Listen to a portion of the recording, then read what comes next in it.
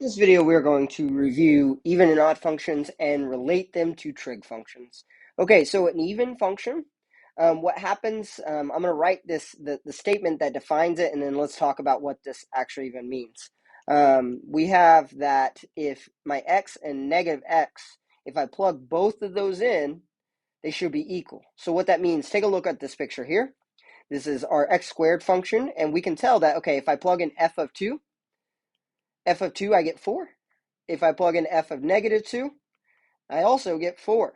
So an even function is that two inputs that are opposites, 2 and negative 2, have the same output, right? So they both, and you can tell this is, it makes them reflected over, or symmetric is a better word, sorry. Symmetric about y axis, or over x axis. Man, sorry, over y axis. There we go. So you can see that this function is reflected over our y-axis. That means that it is even. Or we can rely on this definition. When I plug in opposite values, I get the same value. That is an even function. An odd function says this. If I plug in negative x, I get the opposite of what it would have been with x. So take a look at this cubic function over to the left.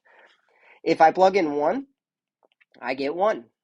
But if I plug in the opposite, negative 1, I get the opposite of what 1 would have been. So this one is symmetric over about, this is where about is better, about origin, which means it looks like a propeller. If I spin it 180 degrees, I get the same function. All right, so what these are saying is if I plug in opposites, what are the outputs? So an even function, if I plug in opposites, the outputs are the same. An odd function, if I plug in opposites, the outputs are opposite. All right, how can we tell on a trig function? The good thing is on a trig function, we can do a test on the unit circle. We can test whether a trig function is even or odd by drawing a unit circle with a positive and negative angle. So notice they did t, that's that positive angle, and then they did negative t. So they put them both here, t and negative t. Notice here that the x's are going to be the same, right? They apply, and then the y's are going to be opposite. So if we look at this, the sign of the positive is y. So if I do sine of t, right? Sine of t is y, but sine of negative t, the negative angle, gets me negative y. That means sine is odd. Cosine, I do cosine of t is x, and sine, or sorry, not sine, cosine of negative t, which is down, is still just my x. So cosine is even. Let's do tangent, and then the other ones will just line up to their reciprocal. So tangent of t is y over x, but tangent of negative t is going to be negative y over x.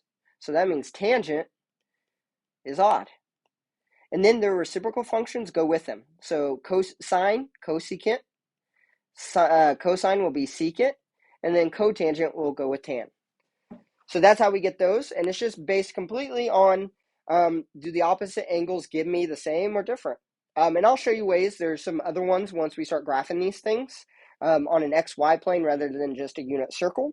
There's other ways to be able to tell if something is even or odd. All right, let's take a look at, I wrote these out for you so you could have them and you could see each one. And then these are the type of questions that we will see. If the secant of an angle t is 2, so secant of t is 2, they want to know what is secant of negative t. Well, if we look up here at our secant right here, this makes this even, and what they're saying is when they're opposite, we get the same answer. So this, we would expect 2. That's all they want, and it's based on these relationships. So take a cotangent. Cotangent of t is radical 3. They want to know what cotangent of negative t is.